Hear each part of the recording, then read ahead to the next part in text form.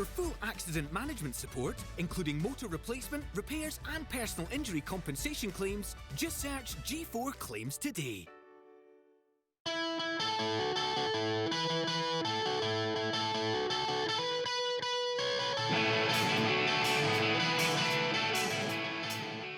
Hi and welcome to this week's episode of the DW podcast. I am joined by Kilmarnock legend, Manuel Pascali. Alright, how you doing? Alright, that was very Scottish. Yes, yeah, no. I always, I think I know more Scottish language than English one. So welcome here is nice. Sometimes technology can arrange some incredible meeting. And it's nice. I've seen you going around. So we had the chat on Instagram. Said come. We got a friendly on Saturday and see if we can take some pictures. And I'm gonna talk about my new club, my old club. So nice to have you here. No, thank you for having us. It's amazing that we're here on a Saturday and there's football on, because obviously back in Scotland we've not got in at the moment. So to come and watch football. Yeah, same here, because obviously today is starting, Serie A is starting as well. We got a friendly here. In some way we arrange you to come here around the scenes to record some match scenes. And I always following Scottish football and always following Killie results and seeing the all Scottish football is doing pretty well at the moment in the Europa League. So now we're gonna start the league next week, hopefully, and Serie A, as I said, is starting today. So hopefully gonna go back to the normal, because we are suffering a lot. Our categories, we've been home fans. It's been an hard 2020. So hopefully soon we're gonna go back, because we are all want to be back on the pitch and play football, because we just did count 3 or 4 friendlies, but it's not the same. No. We want to play for points, and hopefully we're gonna start next Saturday in a league, and we want to have a good league. Last season we closed the 3rd position before all the coronavirus saga, so hopefully we can push again stronger and maybe trying to win the league. I know there'll be many Scottish people watching this wondering how a 39-year-old can still play football. In Scotland is hard. In Italy, maybe someone when they meet me say, "You still playing?" Costa Curta played till 41, I think. Maldini playing for 40, and then I'm actually taking them as a target. So I'm gonna try if I'm staying fit, physical, and I always have this passion inside me. Every day I cannot see me far from football. Obviously, like, I'm not stupid that if I see that I'm not good enough, I'm gonna say, okay, that's enough, and I'm gonna try my managerial career soon. So meanwhile, I'm still playing. I think I'm enjoying. I'm doing a good job at the moment. So hopefully, I want to finish on a high, 100%. I want to finish on a high. So I'm waiting. Last season, obviously, we stopped in February. I didn't have the chance to. So I want to do the kind of last dance as MJ and the Chicago Bulls troupe. Yeah, you touched on it there. You obviously done your coaching badges. Did you do them in Ayrshire? I did in Scotland, yes, yeah. Of course. My B license. Then in Italy is a bit different, because you have to stop play football to assess your A license. So maybe I don't know where, because obviously I got my B license in Scotland. Maybe I can see taking my A license as well in Scotland in the future, but we will see. But it's a thing that I'm obviously thinking about. This summer, me and some of my friends that play with me at the moment, historical friends of mine, we had 1 month. Following all the COVID laws, we had a kind of summer camp. As soon as they said you can have, we got kids from 6 to 15 years of age, and that was very funny. And obviously, I took the older one, because I've got already 2 kids at home, so I just want to try to teach football, and went very well, went very well. All the parents were Delighted. Delighted. The kids were enjoying it. So that was a great experience, and I think next year we're gonna work on it as well, and maybe during this year we're gonna help with some of other older players to go down and coach some of the youth teams of Fanfula. So I can see myself as a manager. I know that is a long way to go. I have to study a lot because there are a lot of good managers. In Italy, every single person that watches football thinks he's a manager. So it's going to be hard. In Scotland as well. Everywhere, more or less. So it's going to be hard, but I love it. I can see now coming a football ground at 1 o'clock and going back home at 7 o'clock. So. And that's my life, I think. And I will. I hope I will work hard to have the chance to manage somewhere here or maybe in Scotland. You never know. We touched on it before we started recording. Obviously, Alessio was at Kilmarnock before. Was that ever a temptation for you to go over when the Italians came in? As I said to you, that was funny because I remember when I saw that Alessio was a potential candidate for the Killie bench. I said to my wife, look, I think if he's going to go there, 100% he's going to call me as assistant. That, the sixth sense. I received the day he was, because I think I got in touch with some of the board there. I said, look, do you know him? So I called a couple of players that work under him, and I gave the board the feedback. The day they announced him, I received a message from Alessio on Instagram. You're joking? And he said, look, I'm Mr. Alessio, can we have a chat? And I was going to Milan with my wife, I was in the car, and I showed her the text. And say, oh, now? And he asked me, actually, as I said to you, that if there was the opportunity, if I would like to become the assistant, he's assistant manager at Killie. That was actually the end of my football career on the pitch, and I said, Alessio, if you want, yes, I'm ready.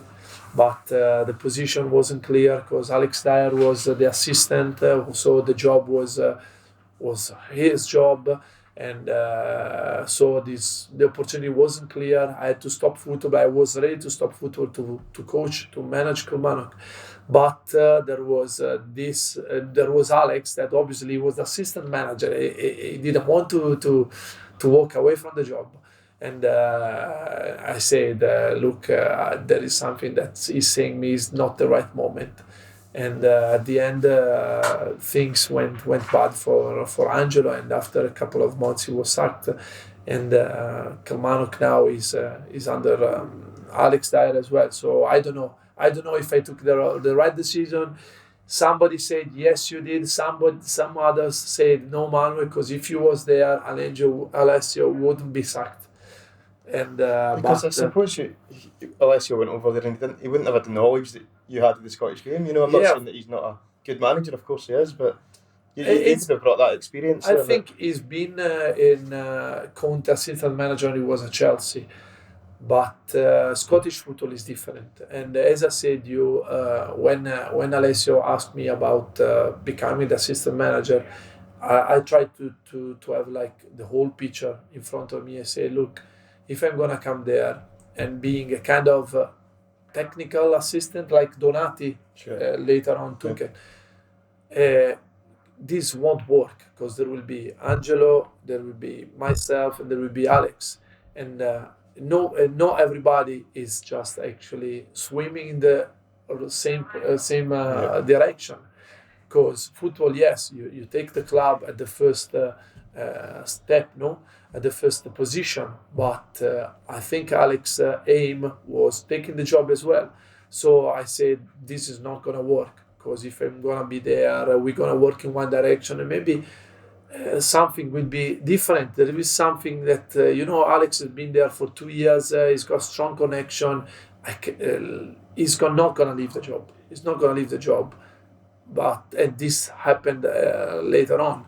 And my mom said to me, no, Mom, if you were there, seriously, you had the success. I said, look, for me, it was not clear, and the decision was huge because I had to stop football. So, but I think, and I'm sure the chance will come again.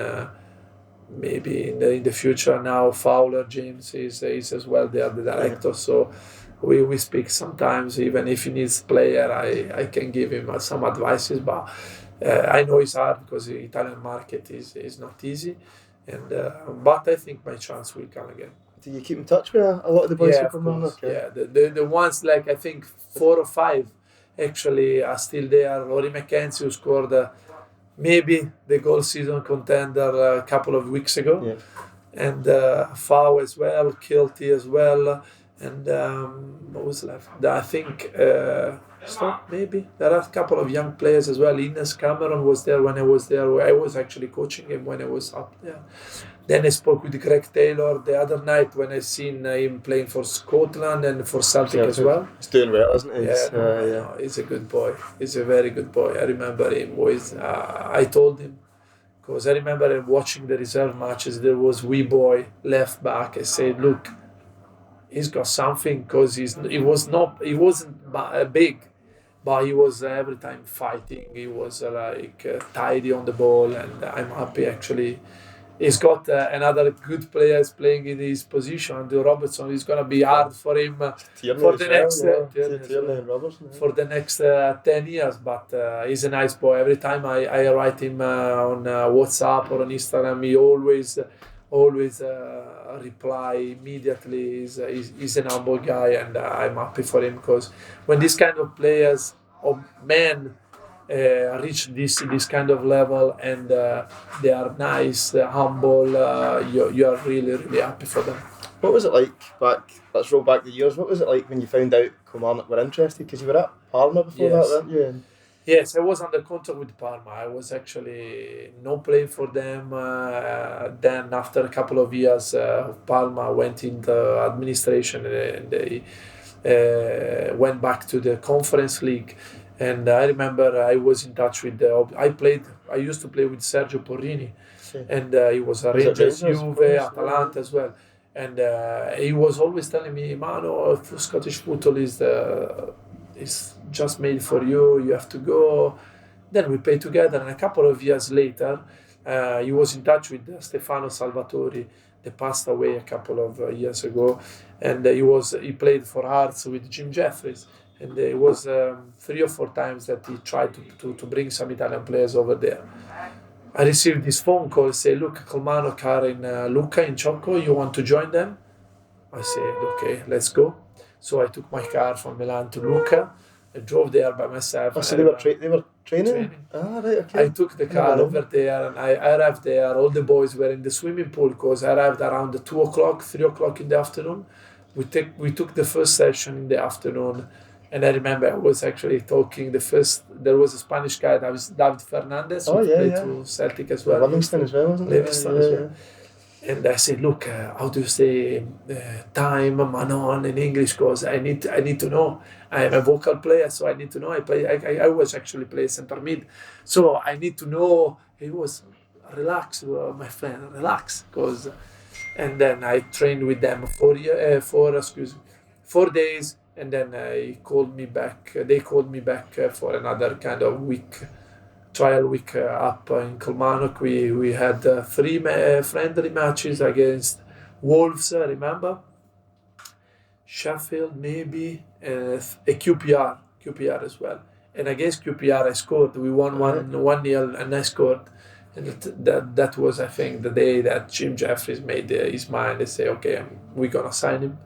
And then started my long 7 journey. years. 7 years. 7 years. 7 years. I wish there were maybe 3. I wished actually when I knew about the testimonial year, my target was that one. My aim was have a testimonial in Scotland, 10 years. I think not even if Gianfranco Zola or some more popular players had this kind of event. But maybe our roads will meet together in the future. Was there any doubts in your mind? Because Scotland's a very different country to Italy. Were you thinking it's too cold, or was the lure of Kilmarnock prize too much for you? I remember. If I think at the past, the way actually I took this challenge to myself, I said I did everything right. It was not easy, but I was feeling in Italy that I didn't have the chance, because I was at the time I was 26. I won 2 league. I had more than 300 appearances, but nobody was giving me the chance. When Kilmarnock and Jim Jeffrey gave me, I was just thinking, okay, what's the best I can take from this adventure? Even on trial, sometimes when you call Italian players on trial, they say, no, I don't like it because it's not our culture. But I said, look, I'm going to go there. I'm on the contract with Parma. The season before, I was training by myself at home, even if I was under contract. I said, look, I'm going to go there, trying to learn a new country, a new culture, speaking a new language. So at the end of the day, I would train maybe 1 week with them and then stop. But at least I'm training with the team. I'm not training by myself. And then everything went well. I went there and I was thinking about football. Because when they asked me about, for example, the flat, where I'm going to live, I said, look, you got some flat? I said, yes, there is some just there behind the stadium. Okay, I'm going to take it. It was empty. I was not even thinking about, okay, I'm going to come with my wife. Maybe she wants to live in Glasgow. No, I'm going to stay there. And I'm going to watch every night at the stadium, because my target is doing well for this club and take the opportunity. And then after 7 years, everything went probably better than I always imagined or thought, because we won even a cup. So that was I was the captain as well. So I couldn't ask for more. What was your first opinion on Jim Jeffries? He's a bit of a character, isn't he? Yeah, he was. I remember when we were in the dressing room. I obviously knew a bit of English from the school, but I didn't know anything about Scotland, the Scottish language, so it was hard. I remember him just shouting to everybody, like, you fucking go there, you fucking... I didn't know. I just knew and understood, fucking. And but he was a great man. He himself with Billy Brown, they had a very good relationship, and we had great times. And we started so well that league that year. Then the year after, I think he was sacked in November. But I couldn't thank more him, because he saw in myself something and he gave me the opportunity. So it was my first, but it was funny because I was there. I didn't know much about Scottish game, Scottish language. It was just shouting everyone. So did you ever have any disagreements with him because he can? No. I usually have good relationship with manager, because I don't like to argue, because I don't think if I have to say something, it's just the way you say something to someone. You can have your opinion saying with manners. And that was at the end of the season. Maybe we had an argue, because I remember I was sent off in a reserve match, and he was not happy with that. But I was actually taking the part of a young player that was kicked by another player, and I know that I had a bad reputation with the referee, so I was sent off, and Jim was happy. I think you got quite a lot of yellow cards in your time as well, didn't you? I remember 18, the first year was 18. Every time I was saying something, it was a yellow card, but I know I can see from their point of view, because I remember I was booked after two minutes in my first game against Hibernian, and Van Zanten was stretched off after 10 minutes. So that was my first game. I tried to find it on YouTube, but I cannot find it anywhere, because 2 minutes yellow card, and I was lucky to get a yellow card. So the referee said, "Oh, we have to block this point." So every time I opened my mouth, it was a yellow card, but it's part of the game. So it's part of my game as well. So I cannot complain. I don't know where to start with your highlights for Kilmarnock, because there's so many, but you scored in an Ayrshire derby. Yes. Scored in a 1-0 win against Rangers. 1-0. What was your highlights of Kilmarnock?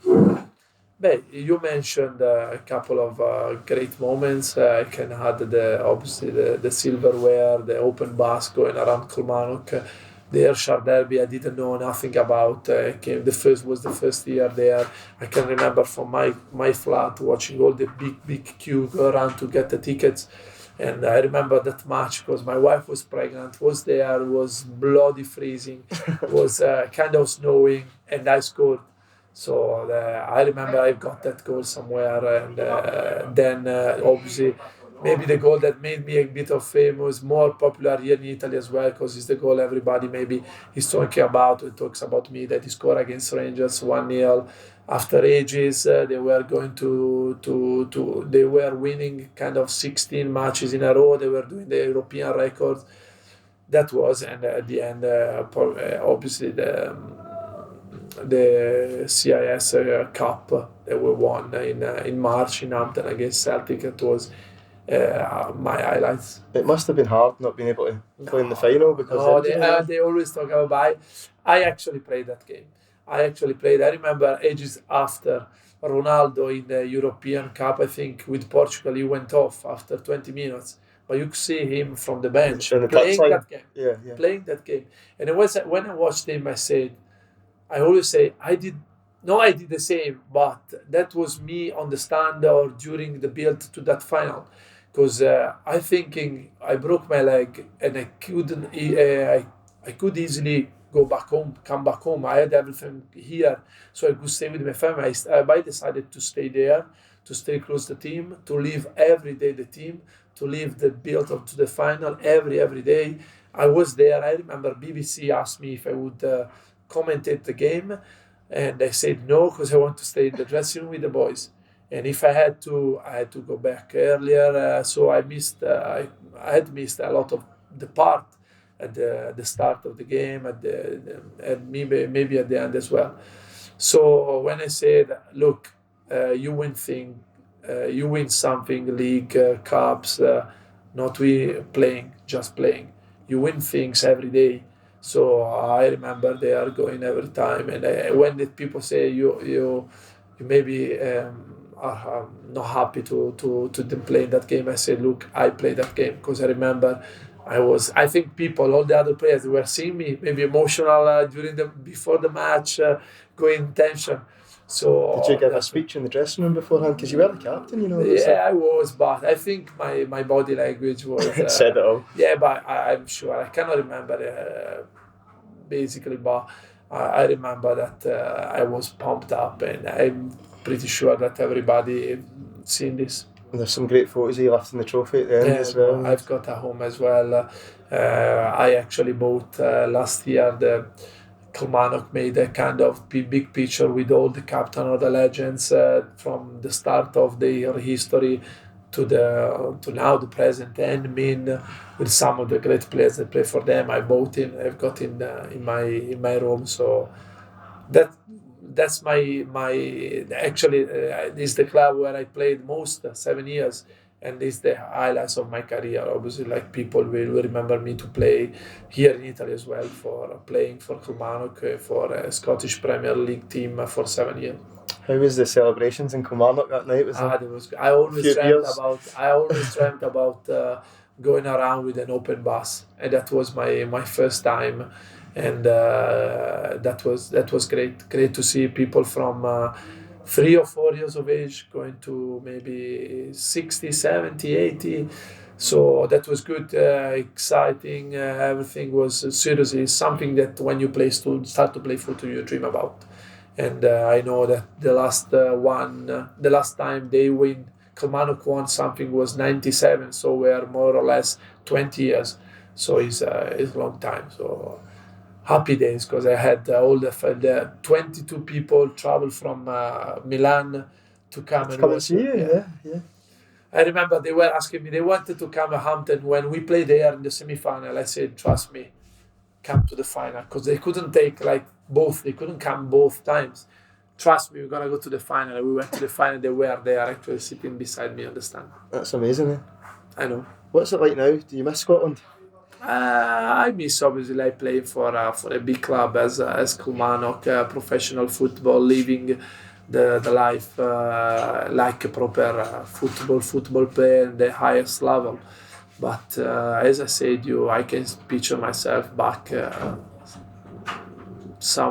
I don't know in which position. I hope as a manager, but somewhere I will be back. I believe you've got a game of football to play. I think I'm keeping you a bit too long now. Sorry? I believe you've got a game of football to play, so I won't Yes, keep you of too course. long. Yes, I had. Maybe I said I want to finish on a high, so I want to play other more. I'm close to I'm over 600 games in my career, so I got a target to be the oldest player to play in a professional team in Italy, excluded the goalkeeper. That will be 42. So I have to win the league first and play under 3 years more. But we will see, as I said, maybe an opportunity like the Alessio will come and it will be easier to take a position, so to take a decision. So we will see. But I cannot see me away from football. Last question for you. I thought you'd done a very good William Wallace impression. I know. So I wasn't sure if you were going into acting on Instagram. Yes.